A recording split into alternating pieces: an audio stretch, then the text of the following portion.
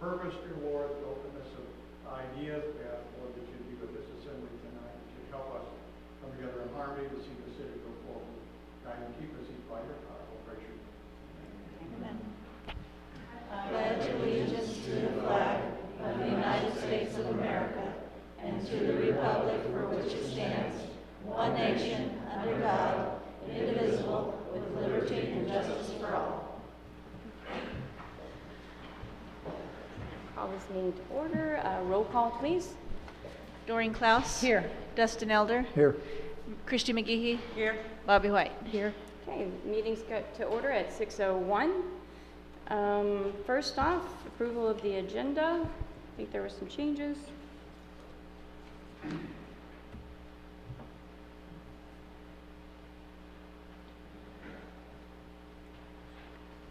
I move that we move the new business closed session up to in front of the old business tonight.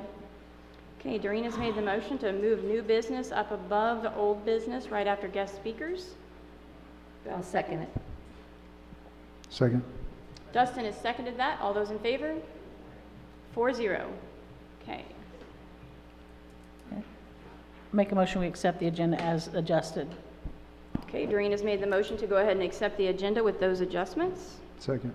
Dustin has seconded that. All those in favor? 4-0.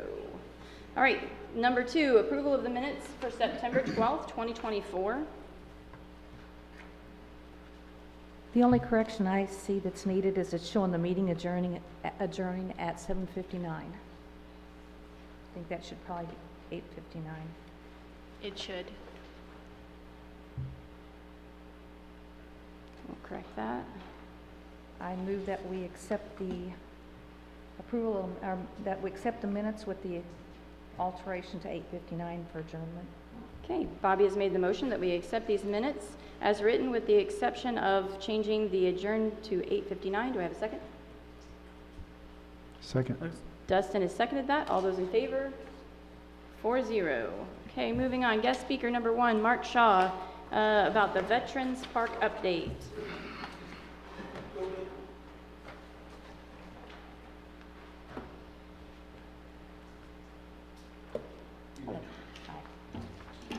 So last Thursday, the Veterans Group met. We invited the public to it. So we had public folks there. We had people from some businesses there.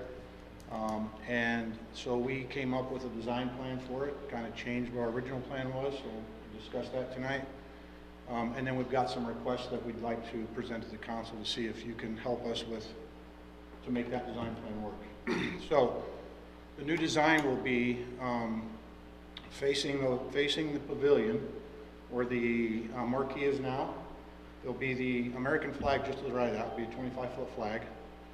And then off to a V pattern going to each corner of the pavilion currently will be the other 3 flags for the other services. So it'll be that and then the V pattern out.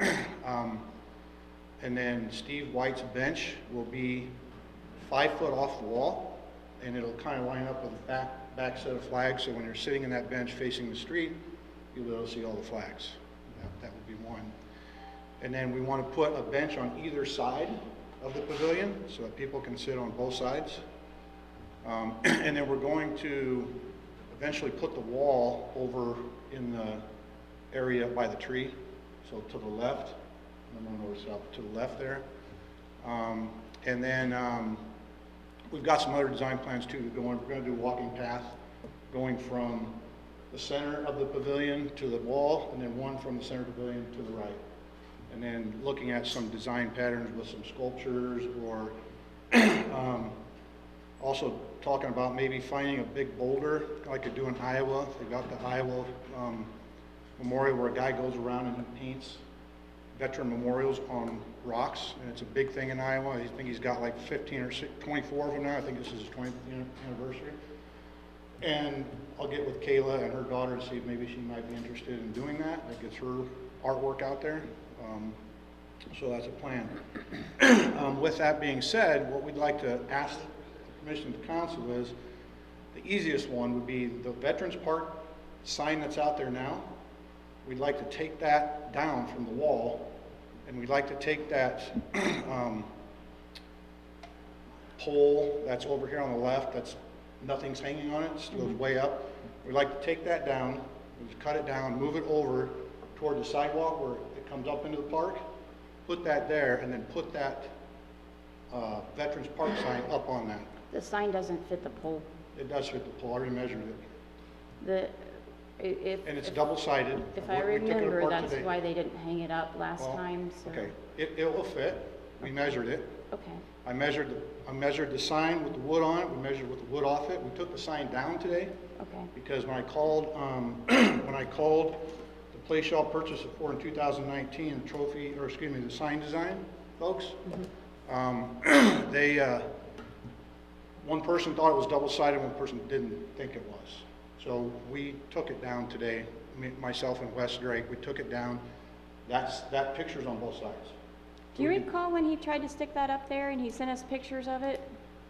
Well, I think it was just, I think Travis done it, Mm-hmm. and we couldn't get it up in time for whatever was gonna take place, that's when he goes right about it. Okay, We did our due diligence. We measured it. It'll fit. okay.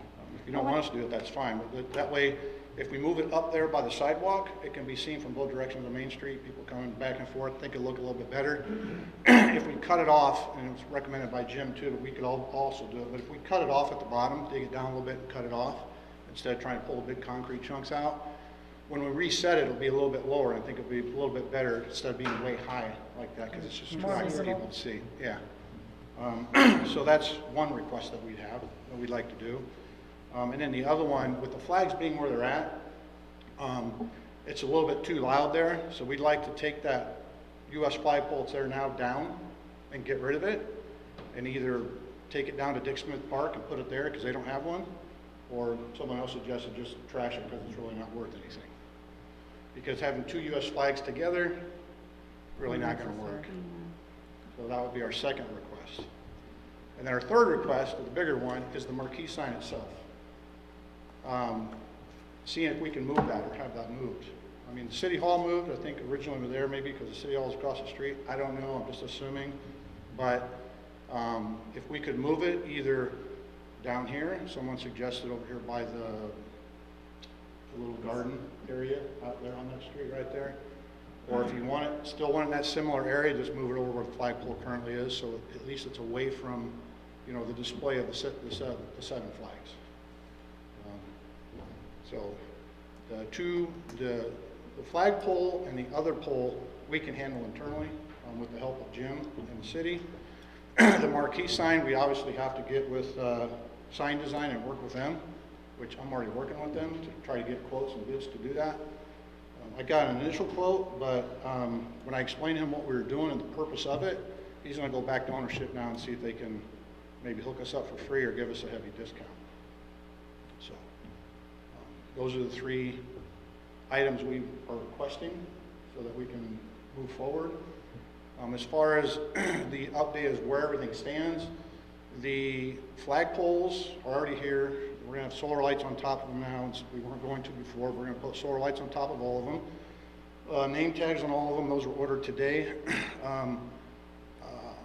I asked Jim and his folks if they could get the holes drilled next week because B-Sale Services, that's Chris and Randy Putman, they are going to do the forms for all three pads. They're working in unison with Wilson Ready Mix and Precast. They're going to donate the concrete. So we'll have all three benches, and they're going to be stamped. They're not just going to be smooth. They're going to stamp them with nice designs on all three of them. They're going to start those forms next week. Hopefully have them done by the end of next week.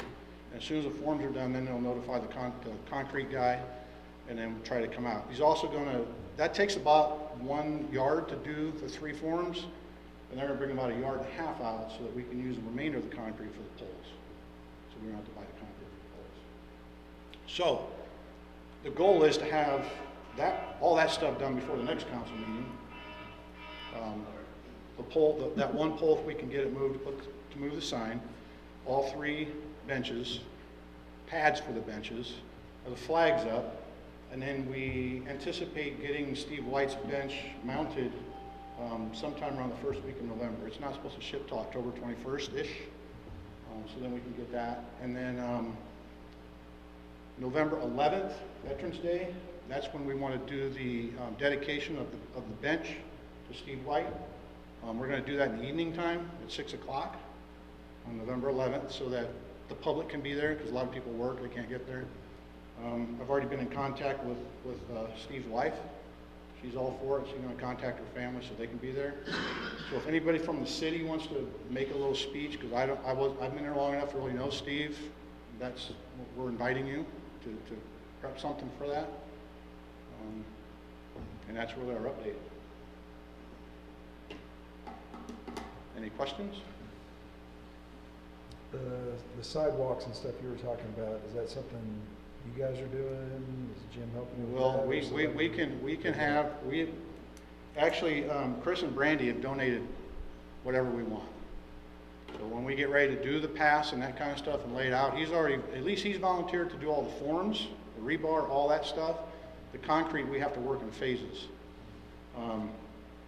So with that being said, y'all been trying to get that ramp put in, that handicap ramp on the other side of the park. Not making 100% guarantee, but I think we can work it in the plan of the Veterans Park and get the contractors to help us get that ramp in for you. So, and by utilizing the veterans, we can get more stuff done because a lot of people will volunteer funds and helping under a veteran's name instead of, oh, the city don't have money, and it is what it is, right? I'm not guaranteeing it, but we know we can get the forms done. It's just a matter of the concrete, and if we have the funds available to do that. I'm not sure how much 3 yards of concrete costs on the drive, but Chris said if we can't get the concrete, then the driver might give us a discount on the load delivery or whatnot. So, but the ramp is down the road. We want to get our other stuff up first. Anticipate to do the ramp though before we do the walkway, so at least we can get the ramp in there. And then we'll do the walkways after we can get some, design stuff up or get the wall started. So. And then the bench will have, by the way, everyone who purchased a pole, I said will have a tag with their representation on it. The bench for Steve White will have the City of Granby's tag on the back of the top plate. That was ordered today as well. I do have a question about you wanting to move that electronic sign. Where it's located right now, you can actually see it from downtown, from South Main when you're coming down. So moving it further down here keeps people from seeing it at that end of town. So I'm not really fond of the idea. And I thought of that too. It's the first thing I thought. I said, here's what they're going to come back with. I told the group, they're going to come back and say, well, if we move it down here, then you can't see it from Highway 60. That's why I said, we'll just get rid of that flagpole and just move it over in that corner right there. But people from the city and the public said, well, why don't we just put it down there? That's why I mentioned that. I didn't make that up. That came from the public. I'm just saying that I've heard people say that they can see it So from whatever there, y'all that's decide. what my concern would be. We just want the approval to move it, and wherever you guys decide, let us know. I need to know that as soon as you come up to a decision, so I can let who am I working with over there? Sign designs. Cool. I forget now who that gentleman is. Anyway, working with him over there, I just need to let him know so he can give me a written bid. So the spot you're talking about is where the current flagpole is, the U.S. flagpole? What was the question? To move to move the marquee to where the current U.S. flagpole is? Yeah, right there on the corner. How far is that from where it's 50 standing? feet. 50 feet.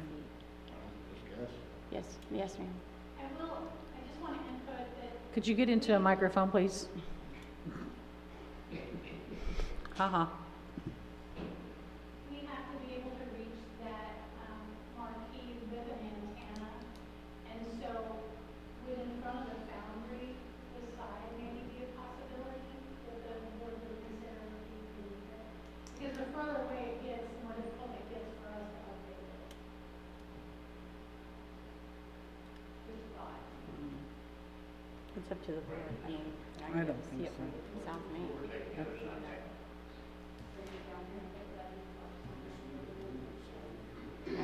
you're I gonna think move it. it's in the, I don't know. It needs to be in a central location where people can see it. No, I don't know.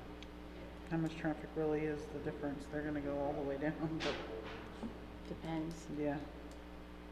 Well, I mean, like some of the people said, if it's down in this area, it's where the city hall is, people are gonna pay their bill, they're gonna see the sign, but I get your point on Highway 62, but, you know.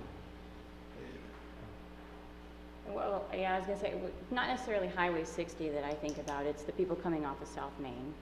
The people that live on South Main, when they're coming down that hill, they can usually see it from there, is what, the reason I say that. So. Well, regardless of what we come up with for that, I want to thank you for all that work, because that's a lot of legwork to do, and I'm sure everybody appreciates it. Yes. Well, yeah, we've got Yes, the thank you. vets group Yeah, all and the involved in it, signs. and, you know, that's our goal, is to get it done and get it done as quick as we can, before everybody loses interest in it, right? So, any other questions? I personally would like to just move the marquee over and keep it downtown, but we're gonna have to find out about the signal on doing that before we can. So,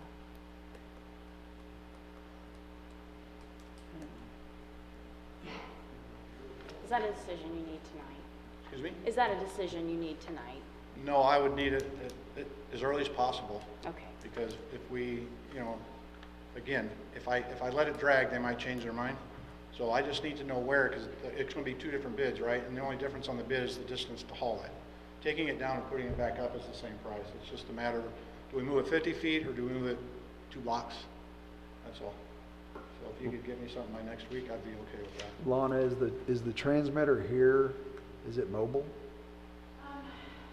Or is it attached to something? It's attached to the window frame, so we could move it to a different window frame. But then there's a transmitter also on the market. We have a transmitter receiver on the market. I don't know why moving it to the north end of the park seems like a good solution, and then the Veterans Park sign to the south end. And it's a little bit closer to here, and then the Veterans Park sign is still part of that thing. Are you saying move the marquee down to the other end and No, move the marquee to the Yeah. north Switch. end, and put the Veterans Park sign where the flag is now. yeah. That way it's still close to the downtown area, but as far as transmitting purposes. So put it down where that black light pole is? Is that what you're saying? Down that area? Wherever y'all decide to move it, we'll just ask to move it. I don't know if you'll still be able to see it from the other side, so you may It's as well just move it all the way it's down. too much noise up there. Yeah. I'll walk down and look at it, and then see. Yeah, I think that needs a minute. Yeah. That it? Thanks, Mark. All right, Great. thank Yeah, you. Thank you for the update. All right. Barry Flint, paying past due accounts. No, I'm sorry, do not approach. Do not approach. No, sir. Please. Office.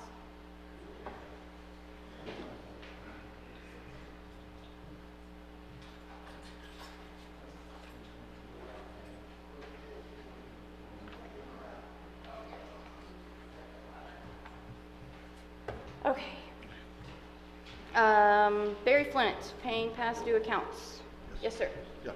First of all, I want to apologize for the last time I was here. I apologize to the mayor.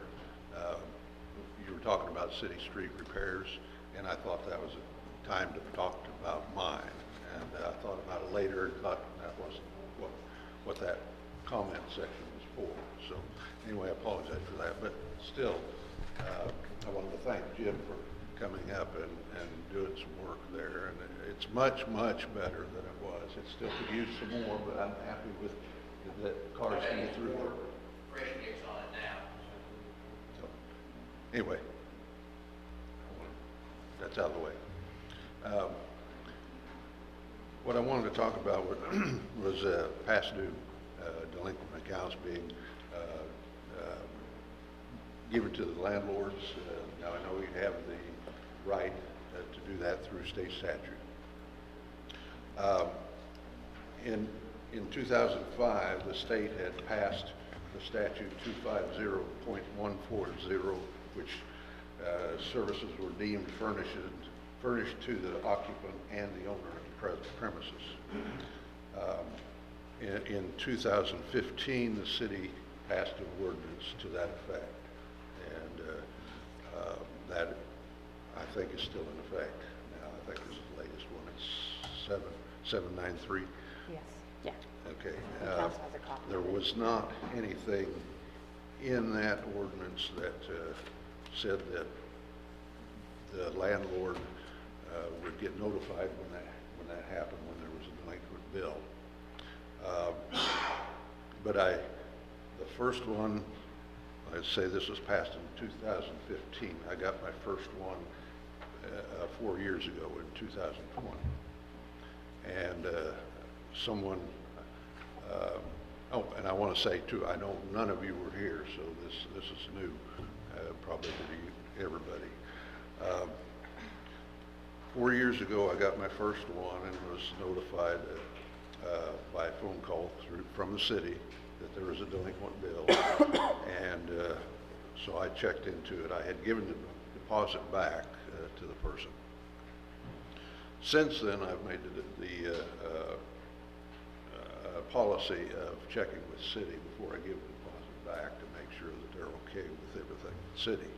But if they don't get their deposit back, then that changes everything. So at that time, 4 years ago, I was notified by phone call that there was a delinquent bill, and it was $74 was owed after the deposit was taken off of the total bill. I asked for a bill so I'd know what I was paying for, because I feel like I should know what they were using, you know, how many days it was, and when it was terminated, all that kind of stuff. Well, I got a bill that just said $74 owed. That was all I got. So I contacted the former tenant, and actually he paid it. So I haven't had any problems since then, up until last week. I had 4 houses that were empty, and we were doing repair work on all 4. I got 2 of them ready to rent, and I rented 2 of them. Well, then I found out when I sent the new tenant down here to get utilities, they said, we can't service you until this delinquent bill is paid. Well, then I get a phone call from a person that was upset about it, you know, that I can't move in because I can't get utilities. So I came down and checked into that, and I found, as I said, there was 4. The other houses that we were working on, I said, well, what about them? Well, it turned out there was a delinquent bill on each one of them, so I had 4 of them. So Lana worked with me and went through each one of them, and she did adjust one bill that was not right. So, but I still ended up paying over $400 for those 4 delinquent bills. Now, what I'm looking at now is there is nothing in that ordinance 793 that says that the owner will not be notified. There's nothing in there about that. It was just a courtesy.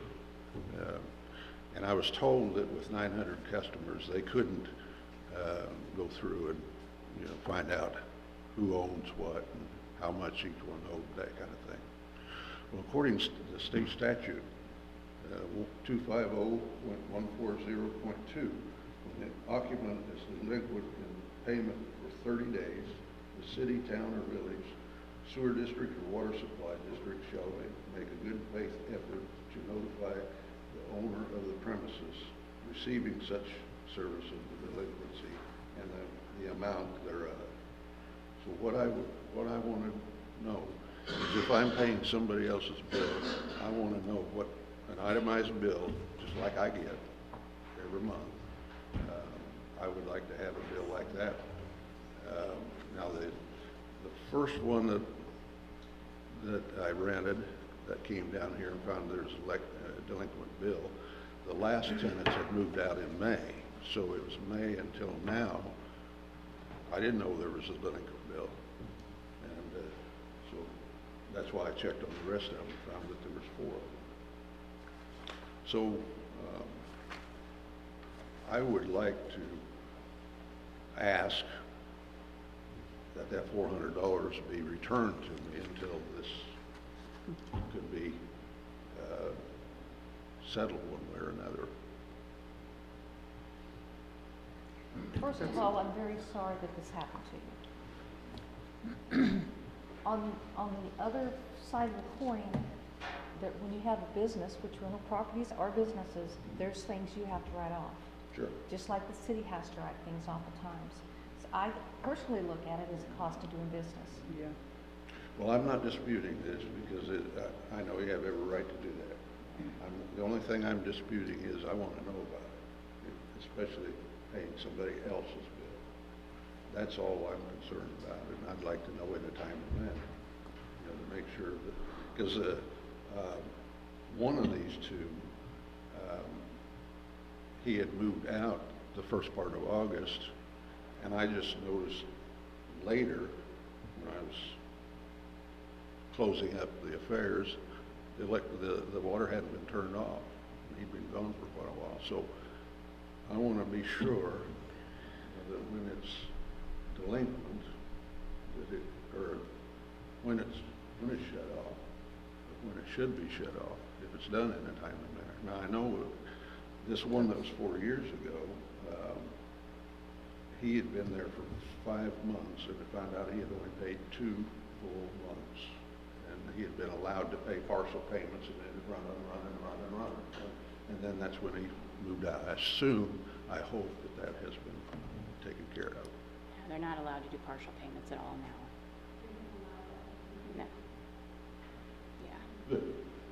That's where that one is a problem. Would it be possible for you, since it is your property, you know they're moving out, to check with the city before they move out if you give them their deposit back? That way it comes right back to where you. Yeah, That's what I do.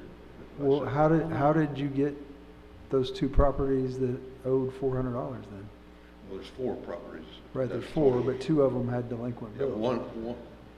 2 of them I rented the same day. And the first one came down to get utilities, and she was told, we can't give you service until. I got all that. So But that's what you said after that first time that it happened, that you started calling the city before you gave their deposit back and asking them if there's delinquent bills. So how did these last 2 happen if you called the city before you gave the deposit back to the renters that left? Actually, all 4 of these did not get their deposit back. So I had no knowledge of that they were owed, or the city was owed the bill yet. Also, I don't know whether gas is included in this or sanitation. I know sewerage and water are definitely in the state ordinance, but I couldn't find anything on gas. So I don't know. That's another thing I don't know. If I just get a total bill, this is what's owed, I don't know what it's owed on. Lana, is there a reason why he can't get an itemized? Once the bill conveys, that we cannot create another bill on an old account. I was asking Sandra just now if when we create the final bill, does it have all the information that Barry wants on there? The final bill does. But once that's completed, we convey it to an account that information is on. I can give them a breakdown, which is what we did. But I asked Sandra also, is there a way for us to do a secondary billing and just create 2 bills on one account so he gets a copy of everything? And there's not, the system doesn't want to do that. So other than him calling us and saying, hey, I have renters moving out, I also need a copy of the final bill, Yeah, that makes sense to do it that way. to just do that on a specific account. Now, I talked to Tony, and he said with the software that you have right now, that you can't do that. So we probably have. We can put a secondary billing address in there. We can't create 2 bills and mail them to 2 separate places. The thing I think would be, after they were mailed a bill and it was delinquent, then it looks like you mailed me a bill.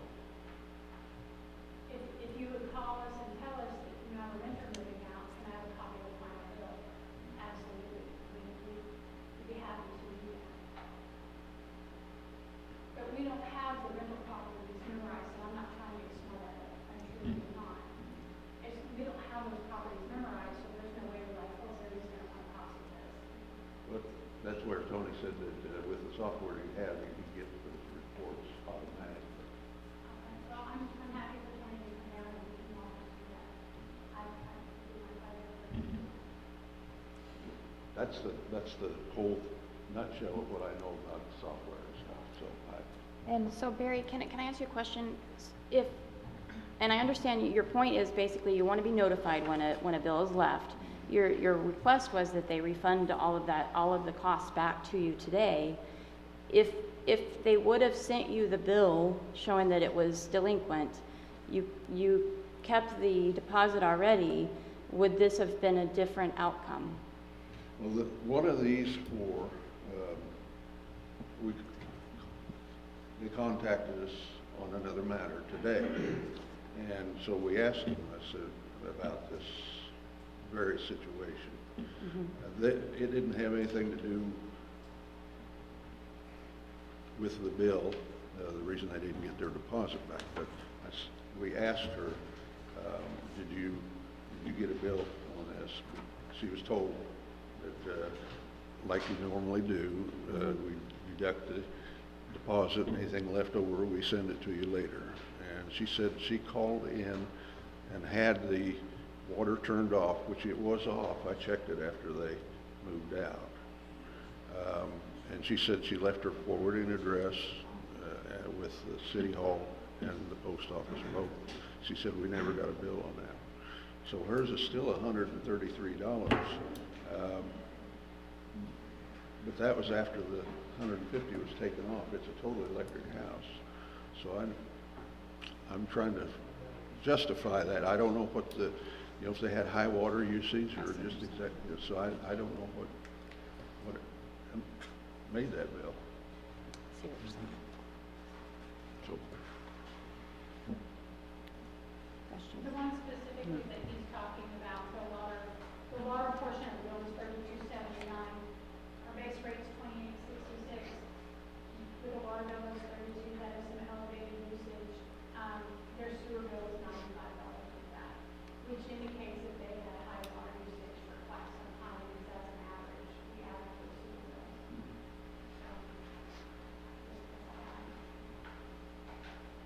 And I adjusted the late fee off of all of them. The one specifically that he was talking about on Harmon Street, the bill was $265.50. After applying the $150 deposit, it was $115.50, but there was zero usage. So I felt confident in just adjusting that bill off. So that left the balance of the past year at $28.32. So I tried to help as much as we could. Yeah. And I am sorry that you aren't receiving a notice of the bill. I don't know how to make that work. This has been a long-standing issue. yeah, it is. If you call us and let us know, we're happy to help, and we can give you a copy of the final bill. But without you notifying us, I don't know how to resolve that. Well, as I said, I do now, as a matter of policy, before I give the deposit back, that check with City Hall to make sure that the bill is okay. And I've done that several times and been told everything was okay, so I could give the deposit back. Sometimes I have had tenants who are absolutely wonderful tenants, and all of a sudden they're gone. I don't know why or what happened, but That 121 King Street, is that 2 months worth? Because sewer rate at $95 is excessive. It just isn't, I mean, I get that you're saying there's high water usage, but On 121 King Street, 121 King Street, the total is $133.47. That's the one with the high sewer bill. Yeah, significantly. actually, I printed a copy of the account history overall on that one, and she made a payment in April for March, and she made a payment in May for April, She never made another and payment then after she that. never made another payment. We shut her off, but the water usage at one point was $48.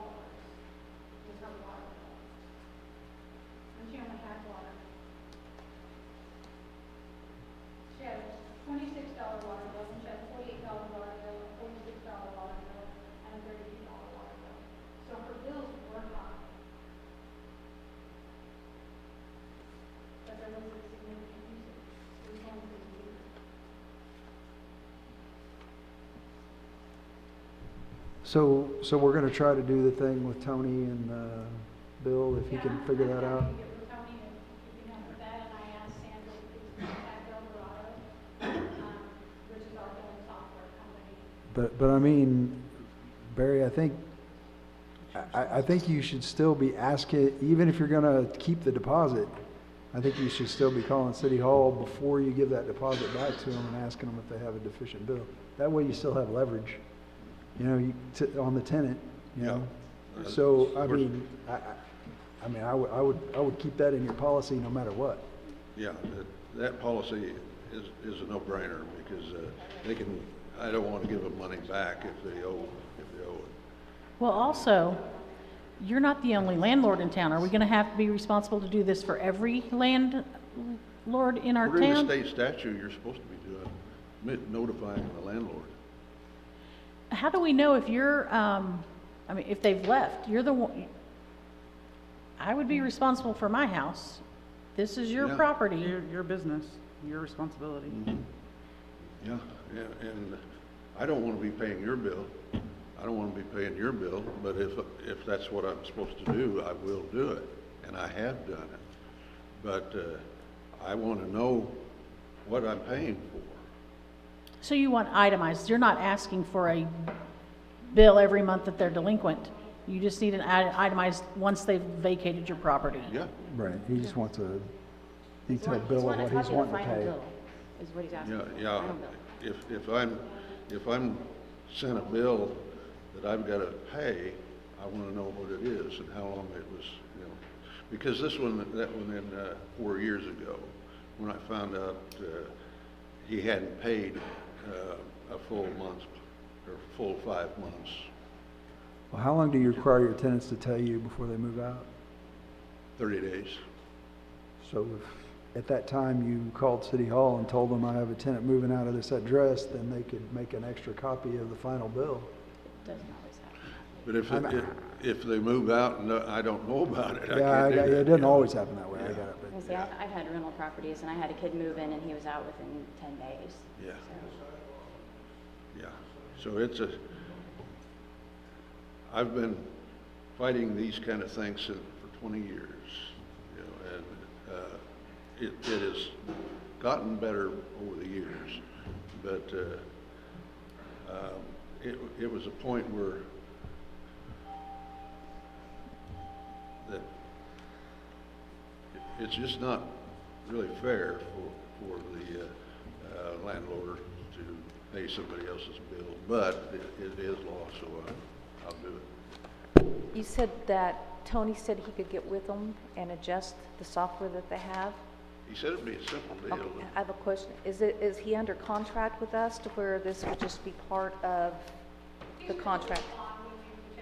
Okay. Yeah, he detailed I just want to make sure, because it's not really fair for the other taxpayers to be paying for something that the landlord's using. and I'm just speaking for me, Barry, but I think that having Tony look at the stuff and see if we can do that is pretty fair, but just speaking for me, I wouldn't be inclined to give you your money back No. until that happened. No, sir. Well, the only reason I was asking for the money back was because we weren't sure that this was the actual amount that I was supposed to be paying. I'm pretty sure that's the amount. Yeah, that's the amount. We can prompt them to other bills, but I'm happy to print off the account history for you. Yeah, I would like that. 'Cause I even looked on the bill that says you can go and check past bills, and you can't do that.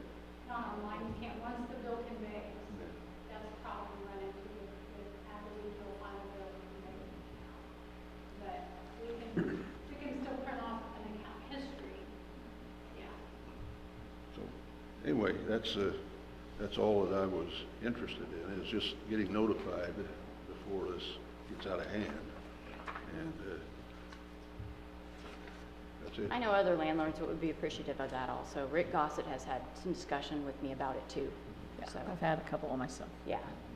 So it would be nice to have that bill sent to you, that final bill. But it would, it's my understanding that whatever the state statute says, you have to follow that in your ordinance. You know, so you really need to put that in your ordinance to notify the landlord. So you would recommend that we revisit that ordinance? We'll look it over and look at that Missouri state one also and see if we need to revise that. Does the ordinance say that the city needs to notify them, or does it say that the landlord needs to notify the city in writing to request? No. Does it say written request? It says when the occupant is delinquent, the city will supply and make a good faith effort to notify the owner of the premises receiving such service of the delinquency and the amount thereof. Right, and isn't that owner's name not on the account as well? Is that when the landlord is collecting, it's just when No, it's somebody only on else's the, name is on the account? yeah. And then, will they ask for, When people are talking in there, they need to come to the microphone. Take them, request a delinquency and a claims board or anything like that, and then recourse to get that money back? If you do. From that individual person who did not pay their bill. No, they can't talk then. I apologize, there's an issue. Doreen, could you please make your statement? The complaints that we've been getting online when the people are trying to watch our meetings is people in the audience asking questions in a business meeting. So we're going to ask people to refrain from asking those questions unless they want to put their name on the end of the meeting and ask that question. Thank you. Thank you. Okay, so we will look at those ordinances and the state statutes and see what we need to do to update ours. And then we have a plan, DTOM, you guys are gonna get a hold of him. He will take a look and we'll see if we can get those final bills sent out to landlords. Does that sound good? Yeah. It's a good plan? Thank you, sir. We appreciate you. All right, Scott Shanks, welcome to Granby. Come on up, sir. Okay, I was asked to address everybody tonight about some building codes you guys are thinking about starting. I am 58 years old. My father built houses for 44 years. I was in the 6th grade. He would leave me on a job site and I ran jobs for him. So I learned how to do all this from ground one. Graduated from Diamond High School in '84, went to Crowder College. I have a degree in electronics, my pre-engineering out of the way. I almost have a degree in computer programming, and what's the other one in? I got another degree, in drafting. So I've got a very good knowledge. I've been a licensed electrician for 35 years. I've done everything that you can imagine wiring except for a nuclear power plant, and I've still got a few good more years in me, so there's always a possibility of that. Currently, right now, I am the electrical inspector for the city of Dunwig. I am the building inspector for the city of Goodman, and I just 2 weeks ago became the building inspector for the town of Sircoxie. And I believe they gave you my name to have you come down here and address you guys. And we'll see about being the building inspector for the town of Granby. I will tell you, if your town wants to grow, you've got to have some sort of codes, because one of the big turnoff is if a business comes to your area and you don't have any codes, I can almost promise you they're going to turn around and go somewhere else. It's just a turnoff for them. Very bad. They, matter of fact, Sircoxie had a little issue with the Love's convenience store they just put in up there. Love's wanted a final occupancy. They had no idea what that was. Not a clue. So we got all that worked out. I will tell you about the building code.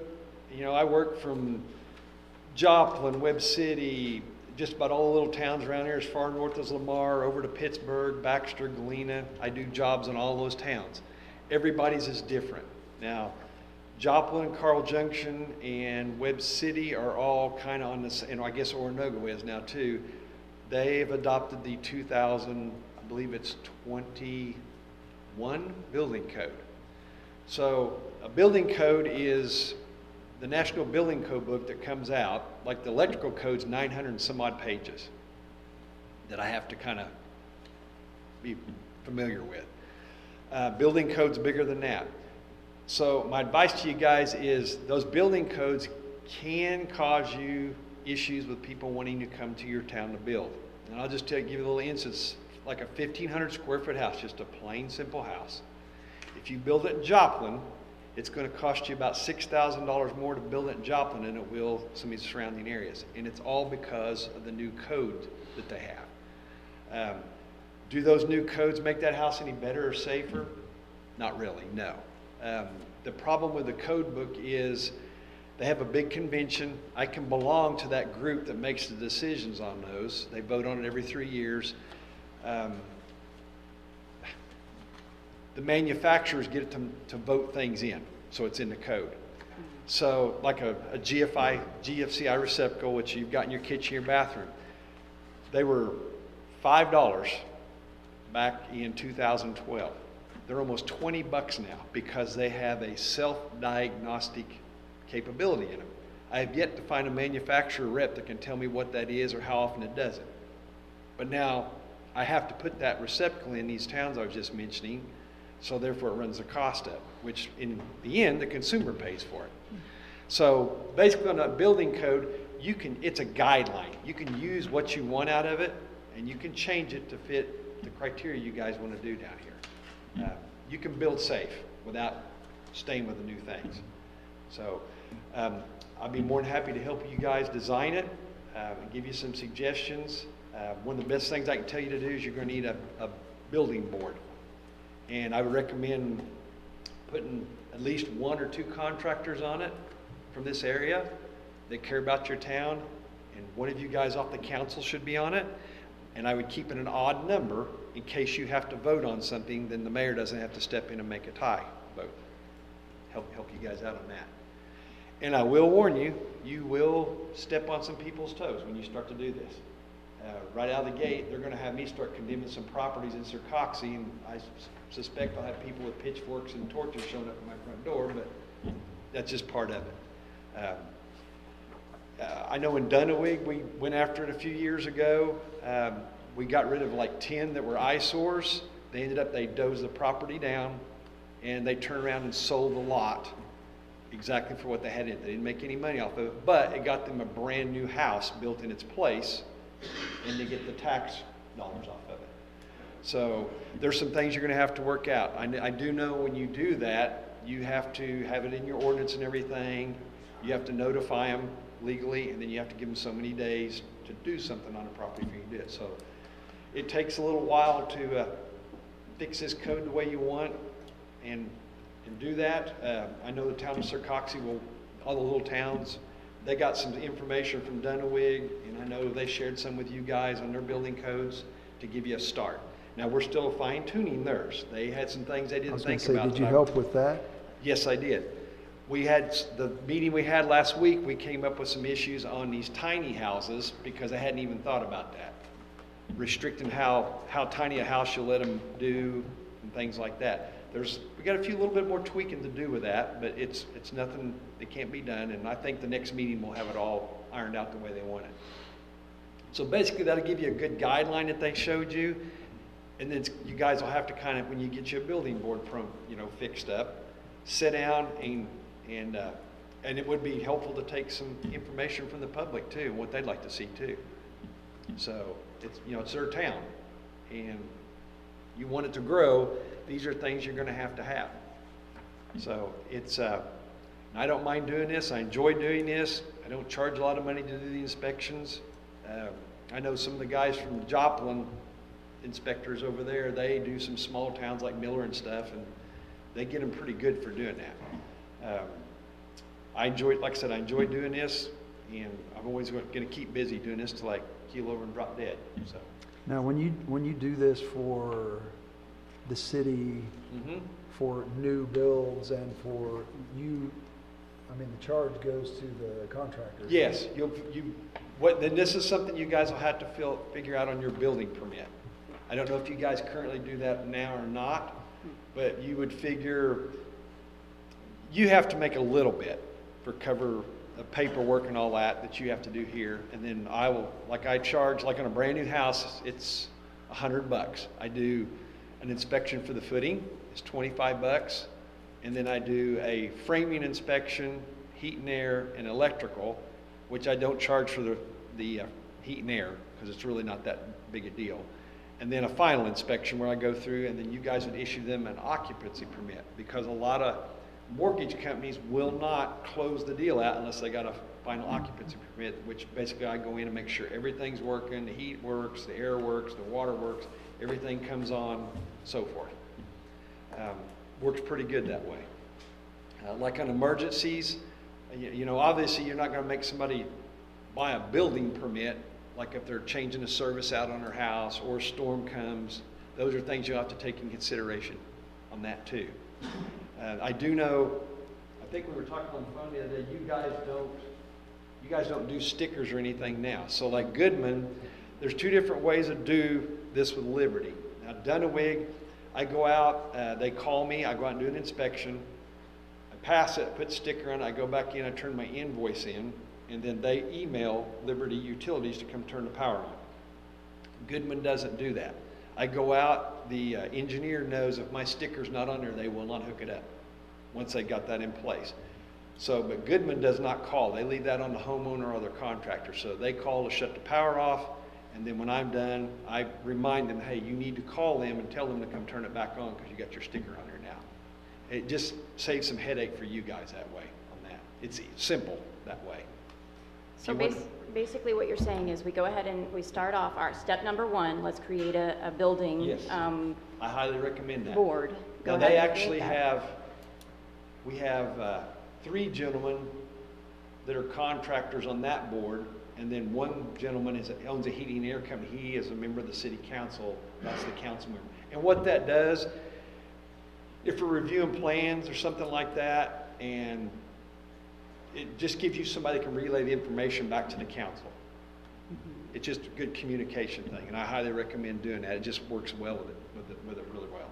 I mean, I don't think you'll have any issues with that. I don't think it'll cause any issues, but it's just, you know, they can come back and inform you guys what's going on and do it that way. Okay. And you said an odd number, so. Yes, I recommend an odd number would be, that way, if they have to vote on something, the mayor doesn't have to step in and be the bad person. You know, it's going to be settled right there at the building board. Would you recommend 3 or 5? It's up to you. 3 would work.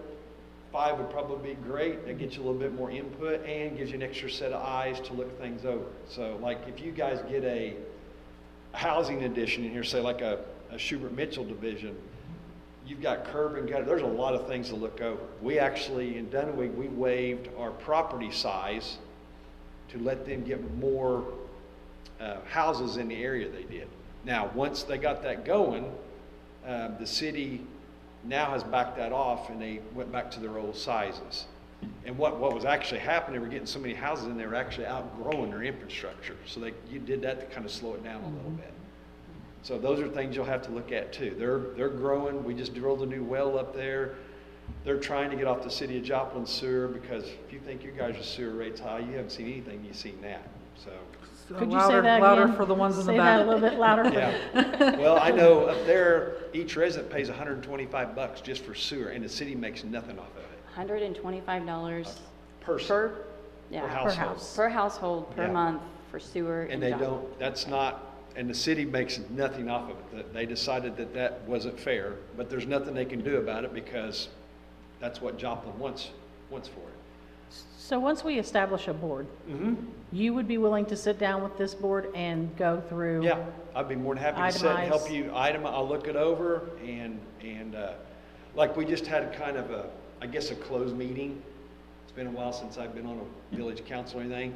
And I sit down with the mayor and the board and we decided, we kind of went over all the rules they wanted to do.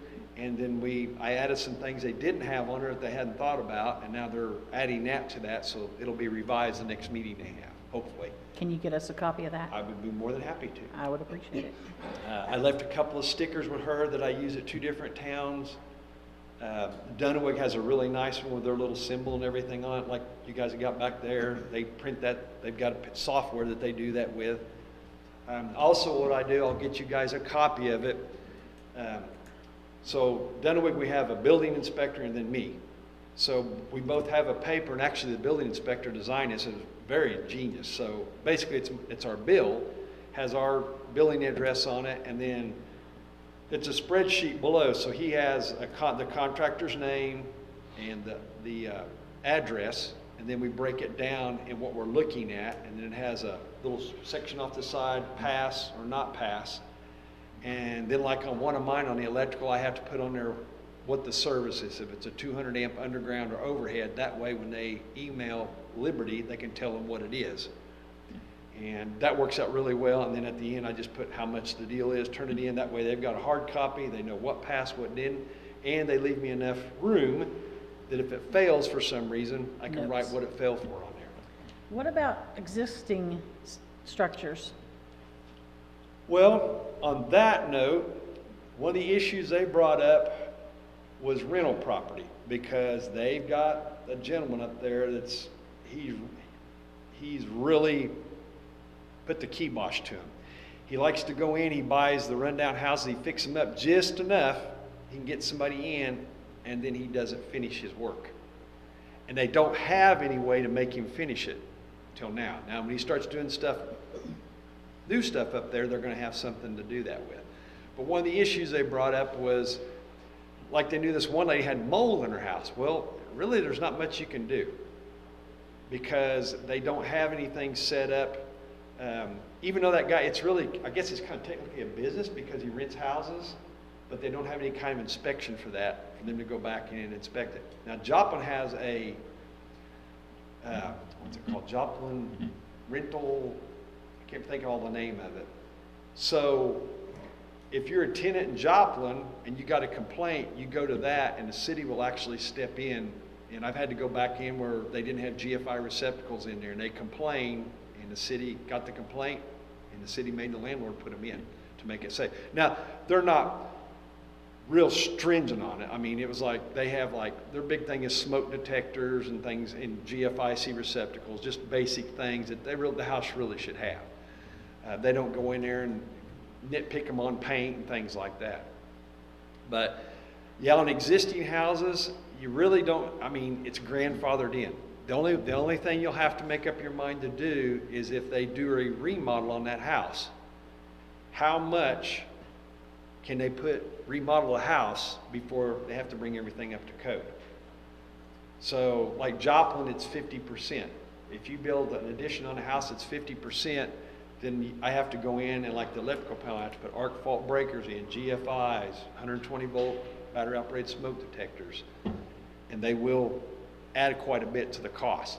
That's something that's up to you guys, because the one thing about that building code, if you open the very first page, it says the governing body jurisdiction has the final say-so. That big book is just a guideline. So inevitably, that's what the building counter, the deal you guys are going to set up, they're going to have the final say. So if they come in and say, you know, we're not going to make them spend $5,000 extra for all this, so we're going to waive this and waive this and waive this. Just what you put in, let's do it right. Not worry about it. That's just something you guys will have to kind of play it by ear. Any other questions? The way our ordinances are set up right now, as far as dangerous buildings, your mayor is your building commissioner. If you were to be a building inspector for the city of Granby, would you be the building commissioner also, or just the inspector by turning in the paper to the commissioner? I just turn the inspector in to you guys.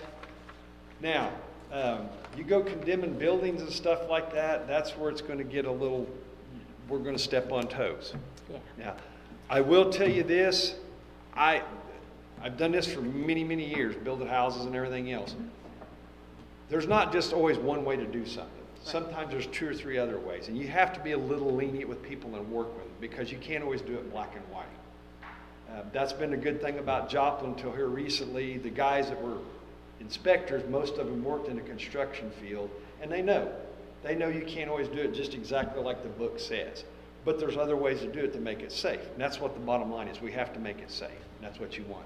Right. You don't want an eyesore. You don't want something to catch fire. You don't want somebody putting something up that's going to fall apart 6 months from now and look be an eyesore in the city. You want it to be there. You know, this is your town. This is where you guys live. You want it to be there for a while. So, and I'm pretty lenient. I'm not hardcore. If it's not right, I'll ask you to fix it. And the only thing I ask from you guys, if you guys do want me to do the inspections, is if I fail somebody, you got my back. Don't hang me out to dry. okay? Because here's the way I look at it. We had a conversation with Schubert Mitchell when they started over there. And we had a little council meeting, and they got done, the council members did, and the mayor asked, is there anybody else, that has any? And I raised my hand, and the mayor knew I was going to light into the poor kid, and I did. I just flat out told him, I said, I don't live here, these people do, but if you think you're going to build I'll just leave it blank right there, in this town, it ain't going to happen. I don't care if you build 1 or 500, we have rules, everybody follows the rules, everybody be fine. And that's really the way it should be. I mean, I understand if somebody's building 10 houses, you don't want to lose that guy, but on the other hand, you can't take out on one guy over here is building 1 and then let this guy over here not do that. It's not fair. So, and that causes bad ripples. So, and you guys don't want that, and I don't want that. So council has given us a good start. Would you guys like to entertain a motion on creating that building board? Yeah, if you guys have any questions, she's got my number, call me, I'll walk you through it, I'll help you out, give you suggestions, I'll give you people to talk to that'll help you out. Little towns have to work together, because if you don't, you're going to get shoved to the side. So I know Dunawig and Sircoxie talk, I know Dunawig and Goodman talks. Evidently you guys talk to Sircoxie a lot. That's what you have to do. You have to work with each other. So if you have a question, call one of these other little towns, they'll tell you, say, hey, this is the way we've been doing it, we haven't any problems with it. So It would need to be done by ordinance, so we would have to be giving her a blessing basically to pursue the ordinance, get something written up, and then go from there. Am I correct on that? My understanding. Okay. now, I would recommend For the that board. when you guys adopt all this, Mhm. you said you sent a newsletter out quarterly? Quarterly in our, Okay. list. I would recommend you guys send a newsletter out and tell everybody you're going to do this and invite them to come in, put their input in. It's better to get it right out of the gate, the angry people, and get them calmed down, if you know what I mean, and work it out with them before you start. Because I'm going to tell you, if you throw this in there and people come up all of a sudden and say, hey, when did we start doing this, it's going to be a mess.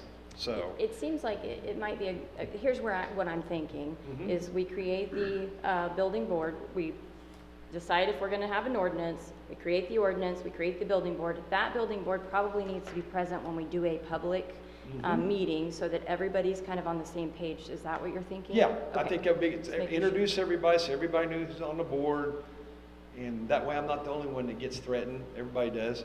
And we just, like I said, if you don't work with the community, they're gonna work against you. Right. So, Absolutely. no offense to anybody that lives here, but a lot of people don't like change, especially with city and government. So, we've all seen it. I've had to send out letters in dangerous buildings and talk to different people, and honestly, I would say a majority of them have been pretty easy to work with. Honestly, they've said, well, yeah, this has gone on too long. They've been really polite. They give it their best effort. Some people just can't fix it right now, you know, and they have plans, those kind of things. So I haven't seen too much up in arms, and we hear citizens all the time saying we need codes, we need to do this. It does. You know, one of the things they brought up, they don't allow trailer houses in Sircoxie, but you have to look at the modular homes. Take, for instance, those Clayton homes. Those are very nice. And once you pull the wheels off, it's no longer considered mobile. So that was one of the things we had to work on, what you're going to allow.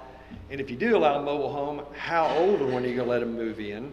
We actually have ordinances on those already. Yeah, and that's a good thing. Yeah. And like I said, those Clayton homes are nice, and I told them about, there's a company, I don't know if they're in this area or not, but you can basically take the blueprints to your house, and they build it in a factory and bring it out and set it on your foundation, and you're in your house in 2 weeks.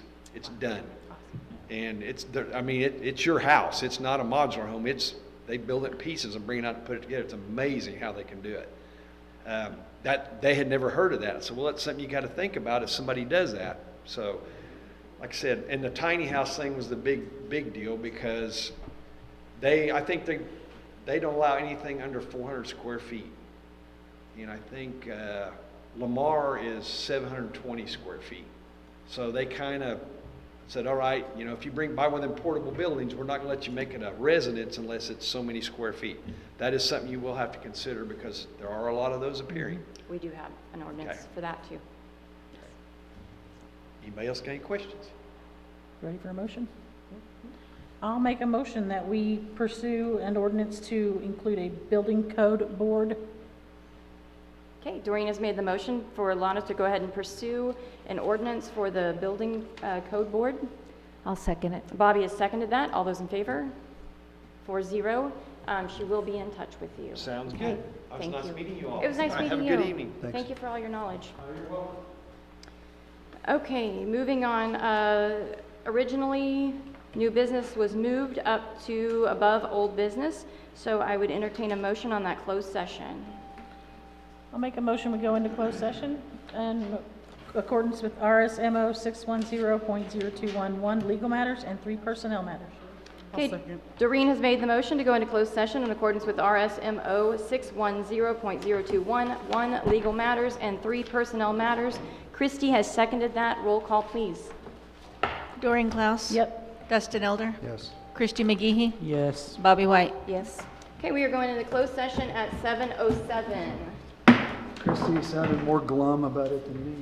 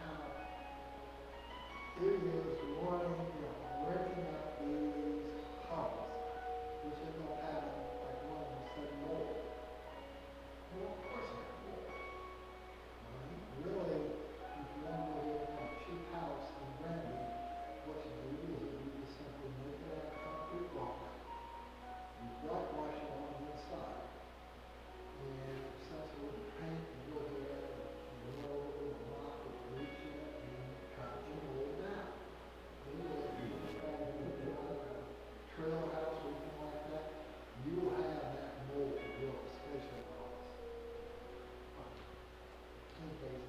So here it is, and he's talking about 2015. Well, I was recording, these live movies back then, and that's the T-Rampage demo on one thing to come up. And here's very quick, one going to the top about how the court was not going to go ahead and make landlords pay for city utilities from people who got in there now and not paying. And then he essentially said the exact opposite, something like about a Supreme Court case, you can't hold the landlord responsible, for the deadbeat, renter. And me and Ashley, as the bill priest, Lord, said, well, hey, Barry went ahead and said something different. Yes, he did. Well, Barry says all sorts of stuff, because Barry's always never read something. So we're going ahead and look at them afterwards. Here's a T-Map page here. You're going to take it, he's already up here, and he's got most of this 12-pack, and you walk these roads. And he goes ahead and he's talking about there. And he says, look, you're going to end up getting a very flat, whatever the hell you want. What I do is why don't you go ahead and call it the city of Pueblo, and you're mayor of Pueblo. And I laughed my head off, and we're T-Map page on the internet site, which has a broken asshole usually is. He's not on board. Who cares? Who cares? Essentially, we were going to go ahead and Gary said, wherever the hell is there, I don't remember. They go down to the wall side. Gary essentially lives a run for money. And essentially, Gary since he isn't cool, he is going to make the rules. So essentially, that's what he's trying to do. Last month, we pay the streets of the trailer park here. This session really is an addiction, and I have to spend $400 because 4 of his workers ran off and went to $400 bill, and essentially these imbeciles in Granby watch him go get paid. He says, well, you too. Well, this is dirty talk. Just remember, this is not really Granby, this is really Granby. So anyway, going on back, paying past the accounts. So anyway, Mark Shaw, the second deal addresses that I had kicked out of the Granby, never been why? Granby assessment, I went ahead and criticized Steve Clark, running crooked municipal court, squeezes my relation, and take it there. It's all fun like that. Taking away the head, can't want to call law. And I know, I ran this Steve Clark numerous times. You talk well, yes, I'm really critical of somebody that says, thank you for your service. Well, I have these 2 years in the army, I flunked out of a killing accident that I had in years. Essentially, I don't want to work. And what happens is I believe this is why I became the last operations/fire full specialist. I would be sick.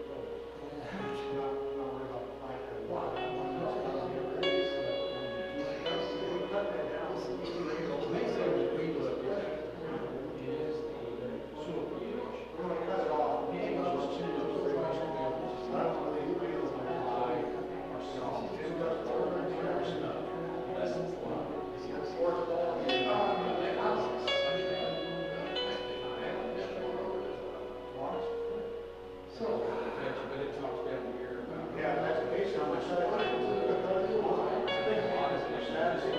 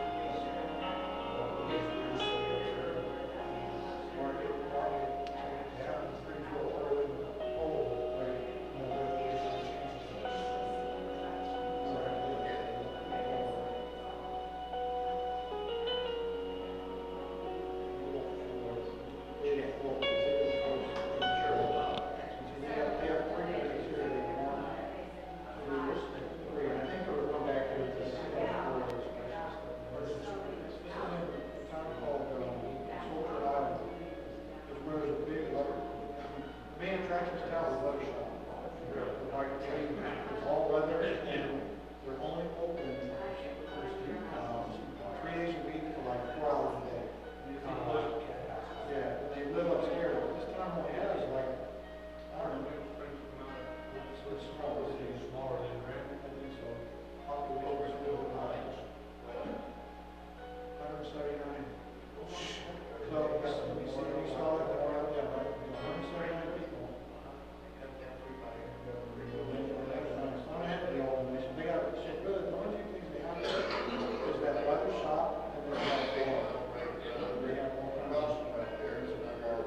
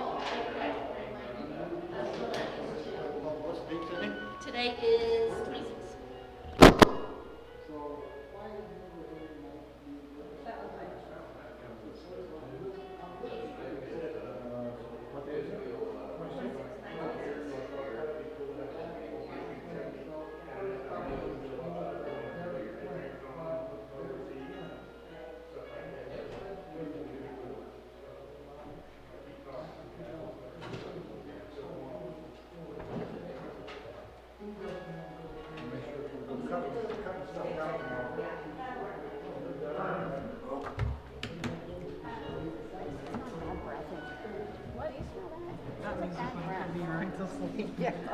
I try not to make smells in here because of other things. Like that before he got it? Yeah, the bath. I wonder what he threw at. You'll have to provide that for yourself, sir. If I'm not having fun, nobody's having fun. No fun. Okay, I would entertain a motion to go back into open session. I make a motion that we return to open session. Second. Okay, Doreen has made the motion to return to open session. Dustin has seconded that. Roll call, please. Doreen Klaus? Yes. Dustin Elder? Yes. Christy McGehee? Yes. Bobby White? Yes. Okay, we're going back into open session at 8:03. No votes were taken. We discussed legal matters and employee personnel matters. Okay. Moving on to old business. Discussion remodel permit applications. I don't know if you guys want to have any more discussion on that before we just move on with the board. Any more discussion? Okay, moving on. Number 2, ordinance 939 has not been posted over 10 days, so it will need to be read. Bill number 939, an ordinance authorizing mayor to execute a real estate contract and any subsequent documents needed to sell the real property located at 320 West Neosho and 350 West Neosho, Granby, Missouri. Whereas the Board of Aldermen of the City of Granby believe it to be in the City of Granby's best interest to sell the real property as described in the attached contract. Located on West Neosho. Current address is 320 West Neosho, 350 West Neosho Street in Granby, Missouri. And whereas the mayor should be designated as the city's representative for purposes of executing all documents necessary to sell the real property, including but not limited to a contract binding the City of Granby to sell the property and any subsequent documents necessary to complete the sale of the real property for a sum not more than $38,500. And whereas the Board of Aldermen understand it is the contractual obligation of the City of Granby to sell the real property located in Granby, Missouri, and whereas the Board of Aldermen have determined that the fair market value of the real property is $38,500. Now therefore be it ordained by the Board of Aldermen of the City of Granby, Missouri, as follows. Section 1, Mayor Jamie Conway and her successors are hereby authorized to execute any and all documents necessary to sell the real estate as described in Granby, Missouri for a sum not more than $38,500. Section 2, that this ordinance shall be in full force and effect from and after its passage and approval.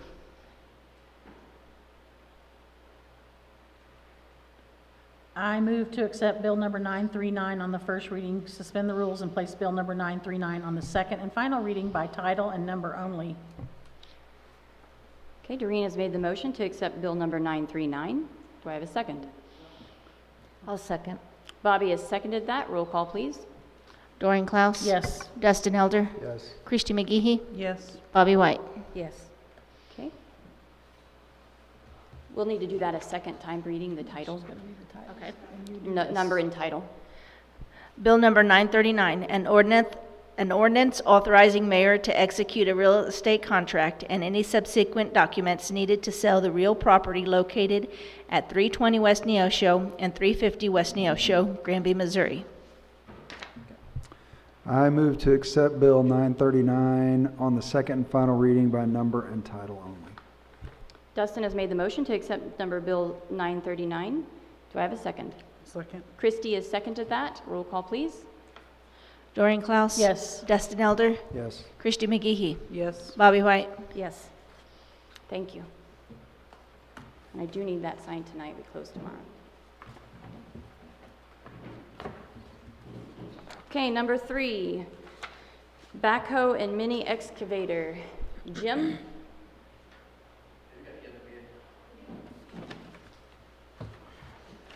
Please make sure your microphone is on. Or can you come up here? Or come up here. Come on up. Bring your paperwork.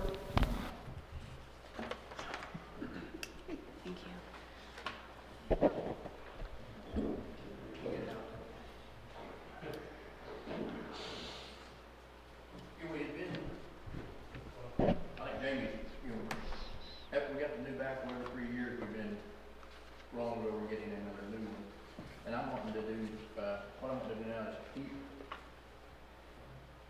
keep the backhoe and lease a mini excavator.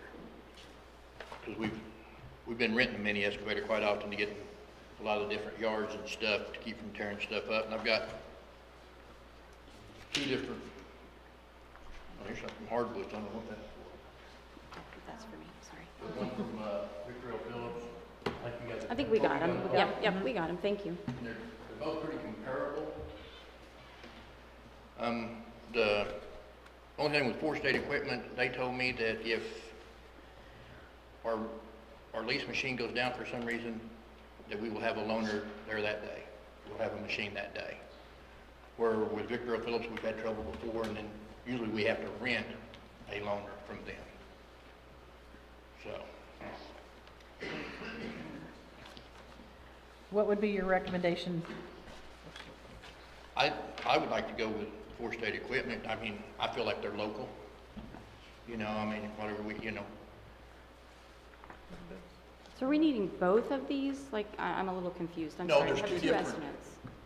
There's two different, one of them's like, I think 24 months and one of them's 36. Okay, Yeah, it's the thank same you. piece of equipment. So, I see it now. But you want both pieces of equipment? no, it's just one piece. Okay. The case bid two different machines, an angle blade and a straight blade. And we don't need the difference in the angle blade, so the straight blade, which is the same as what Four State's got. So Four State, the only difference is the 24 and the 36? Yeah. Okay. Now, is this going to be something you're going to be able to utilize for those ditches that we talked about and all that? Yes. Without tearing up the, okay. Yes. I thought that was what you were getting at. So would you want this on a 2-year lease or 3? Either one. I mean, I like the 2-year, and then, and what they told me, he said 2 years, and then if you want to re-up it, call us, we'll bring you a new one, and pick that one up. I think that we're required to do 2 years. We can't extend contracts beyond 2 years because But he said that if you want to re-up it at 2 years, we will bring you a new one and come and get it and bring you a new one. So. And everybody's going to them. I mean, I'm sure Bobby's familiar, Brandon and them, I'm sure they're using them up there now instead of the backhoes because they're just, Easier. yeah, handier to use. I mean, less, you're tearing up less, especially in people's yards. I make a motion that we proceed and go with the 24-month lease with Four State Equipment Rental. I'll second. Okay, Doreen's made the motion to go with the Four State Equipment rental for the 24 lease month on the Mini X. Bobby has seconded that. All those in favor? 4-0. Thank you. Okay, I think now I know why I got this. Correct, Ron? Okay. The next. Crack ceiling bids? Yeah. Yes. All Yes. right, go ahead. What we're kind of wanting to do is, like, the first one I've mentioned was like South Main Street, is start doing some crack sealing, which we've never really done before, and it's cost us a lot on our roads. And we can seal them, and if we can get some of it done before winter, it'll keep the moisture out from them and popping up. But I'd like to do, first I'd like to do South Main Street, because the EPA is going to pave the farther part of South Main, so I'd like to keep this north end of it, north end of South Main as good as we can there in front of the post office and stuff, so that we're not out the expense of having to repave it to match the other. But this is what we've, I mean, I think you guys have got this too, his prices. We do. And it's what I wanted, it's what we used to do on the asphalt, is I want a price, like, this is what you will do, so much per oil, so much foot, and then we go, that way we know what money we got to spend and what we can get done.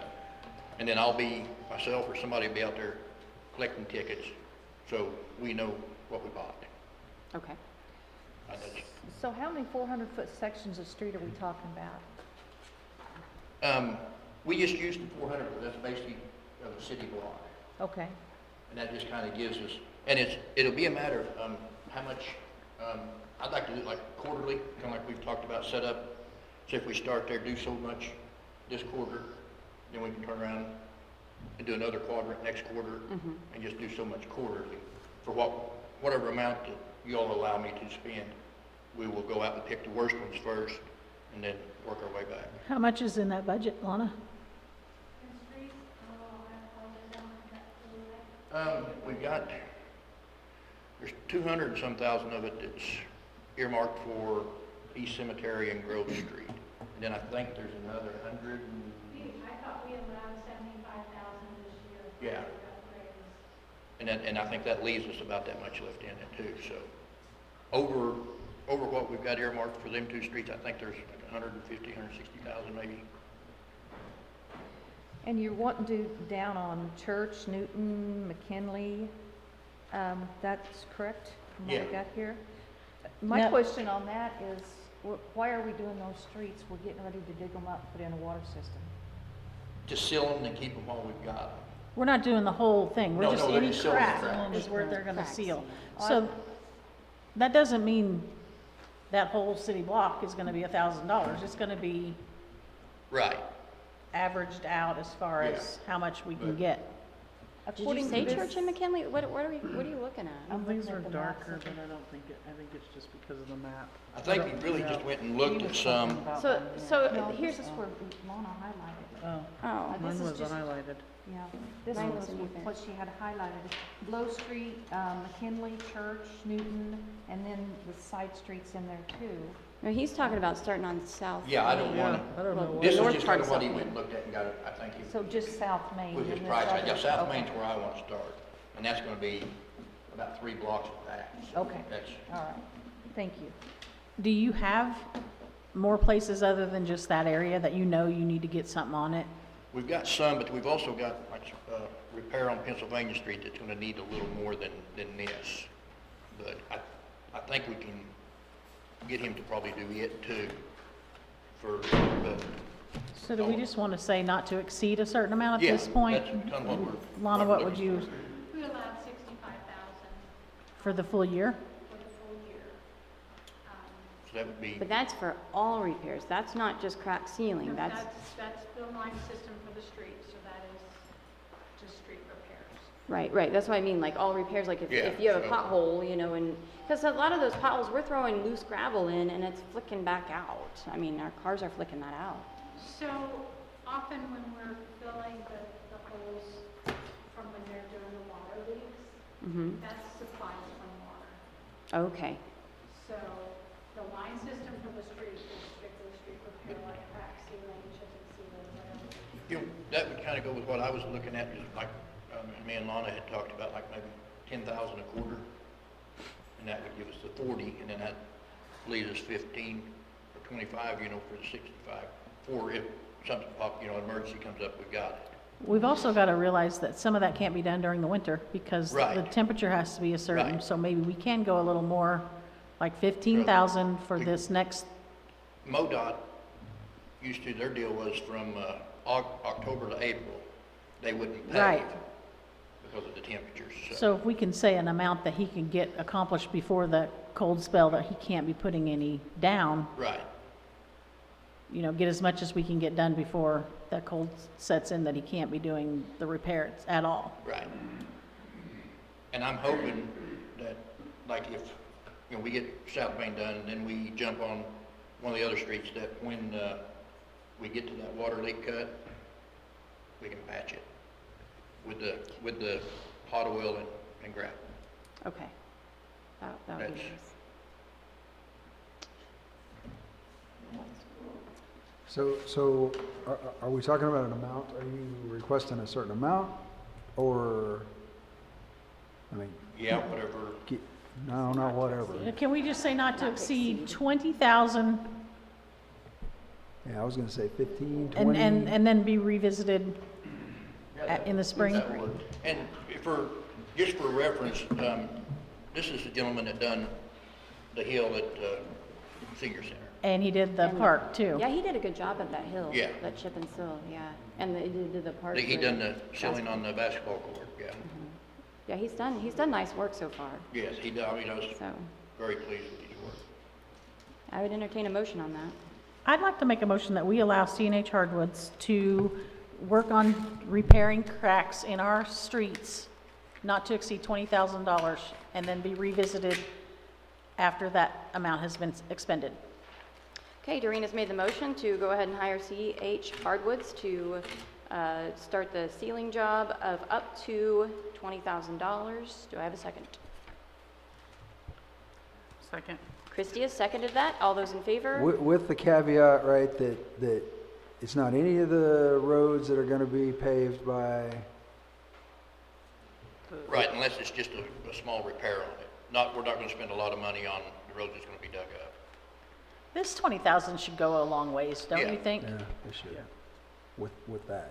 Yeah, with this, it'll. Yes, Yeah, just to keep it from damaging anymore. right. It's still gonna get replaced. Okay, we have a motion on the floor. I had a motion and a second. I need all in favor? 4-0. Okay, Thank you. Thank you.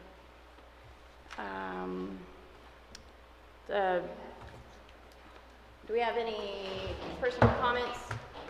Please no. If, okay, come on up.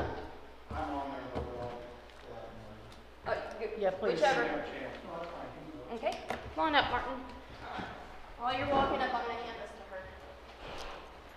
You might, write that in. Okay, thank you. Okay, let me get my timer going. Okay, I'll go ahead and cover what I've pretty well seen here. First about the Veterans Park here. Mark Shaw went ahead and sent me a letter that I was kicked out of the Granby Veterans Club because I went ahead and criticized Steve White. And I said, well, I didn't know he had laws like that, but it really wouldn't matter. I probably would have gone ahead and violated it anyway. I mean, usually the people who were in the post-Vietnamese War, what happened was we didn't take the Army too very seriously. We pretty well did whatever we want. For example, you gotta go ahead and cut your mustache off like this here.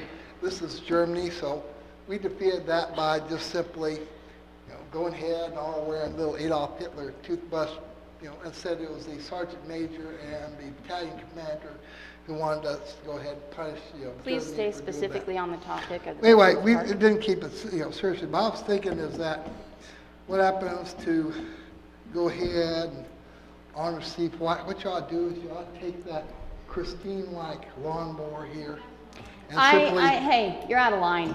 You're out of line. You can stay on the topic and discuss Well, I city mean, stuff. we're doing that. No, I you mean, don't seem to be essentially, what happens is that, you are out of line. Essentially, you want to go ahead and say Move what you on. want. Move on. Well, essentially, that's why most of us don't have any respect for Granby or anything like that here. Who's most of us? Essentially, I was listening to Barry Flint talk about stuff here. Essentially, this was in 2015. He told one story about how he did have to pay for tenants who ran off, didn't pay the bill, and then the Supreme Court said that he didn't have to pay for it. And I was talking to Ashley Esmer. I said, he said something totally different, a couple months ago, didn't he? And yes, and then later on, here comes T. Rampage, and I said, look, you're going to give Barry whatever the hell he wants to. Why don't you just go ahead and call yourself, mayor of Flintville here and have done with it. Okay, on the third one, I was listening to your building inspector and pretty well paying attention to it. Essentially, I've seen and heard all sorts of schemes for essentially going ahead and taking old buildings from the people who own these old ones here and essentially trying to go ahead and use your corrupt municipal court or whatever to go ahead and do whatever you want. And the thing about it is that you can go ahead and hire whatever municipal judge you want, but usually someone who's poor, I would just advise them to file a federal lawsuit. It'll go ahead and take you about 4 years before it finally gets done, and probably costs about a couple $100,000. And then you'll still lose here because you might win the municipal court, but you're going to go ahead and lose once it goes to a court of record and possibly Time's with up. that. Thank you for sharing your opinion. Oh, yes, you're so Have a good evening. Mr. Shaw? Aren't you glad we have public comment time? Can I ask like a 2-minute rebuttal before I start mine on the comment that I just made? I'm I just sorry. want it to be known, public record, that the Mining Town Area Veterans Group is just that. It has nothing to do with the city of Granby. Our bylaws are written by our group, and that's why that action is taken. Okay? Just so it's public record that a lot of people think that we're tied with the city of Granby as far as rules and laws, and we're not. We're working with the city of Granby because the city of Granby gave us land to put up a park. And we got our club together to get members together. So I just wanted to throw that out there. The city did not give land Designated over. land. The city designated an area for us Yes. to build or modify a veterans park that's currently here. To help revamp our We want to park. modify it and revamp it. Yes. So, misword, I apologize. Yeah, they didn't give us anything. They're letting us Okay. utilize the space that's there. Yes. And then we'll make a funny Just comment. for the We're not record. responsible for mowing it either, by the way, just so. Anyhow, so just want to let everybody know that's watching that we're a separate entity from the city as a group. Yes. We have our own tax ID number, our employee ID numbers and all that kind of stuff. So anyhow, so the reason for my 3 minutes now is, before I ask my question, so I came to the council earlier and I had 3 requests. Aren't those requests supposed to be voted on? When we bring the request, I mean, because everybody else I see come up here with business licenses and all these other requests, when they come up, the council votes on it. Ours wasn't voted on. Now, Well, specifically, I tried to narrow down one at a time. okay, but- so let's start over then. So the pole, the one that's down here on the corner, the old dilapidated one, can we take that one down and use it with the sign that's there, but relocate it on the upper part? Can you be voted on? I think the reason it wasn't voted on is because we had some more checking to do with the I think transmitter. the and checking she was just wanted on the to- marquee. He's just Oh, talking about, okay. there's two silver poles. There's three things that we're asking Okay, for. hold on just a moment, please. I need to focus. There's 2 poles there that were used to have the sign on it, the actual Veterans Park sign, not the marquee. He's asking if he can move those poles over and then replant them. Basically, they're gonna cut them off at the base and put them back in elsewhere in the park. And we will He's now, asking if that's okay. instead of going toward, instead of going next to the sidewalk where we talked about earlier today, since we're gonna, well, again, I need to find out what the vote is on the Yeah, flagpole. I think this is our problem. We got to stay focused on this specific topic. Can he move the poles, guys? Yes. Yes. Do you need a vote? I make a motion that we allow the veterans group to move the poles for the sign in the Veterans Park. Doreen has made the motion to move the steel poles. I'll Second. Dustin and Christie second. Pick your choice. All in favor? 4-0. Okay, so number 2. Now, can we talk about the flagpole? We'll do that one next, because that's gonna tie in with us moving that one up the hill. Number 2. Number 2. Yes. Can we remove the flagpole? He wants to know if he can remove the flagpole. If you remove that flagpole, would you take the expense and put it down at Dick Smith Park? Will we take what? The expense to move it to Dick Smith Park? Well, I don't know what the expense is gonna be, because I think we're gonna do it. Right, Jim, you're gonna help us take it down? I'm trying to take it down, and I like the idea of a flagpole in Dick Smith Park, but let's try to get it new. That's an old street light pole from probably the 1950s or 40s. Okay. There used to be a street light. Okay, so he's looking for a motion to remove that pole. I'd like to make a motion that we allow the MTAV to remove the main flagpole, right? The Okay, US Dustin has flagpole. made the motion to remove the pole. Do I have a second? I'll second. Bobby, second that. All those in favor?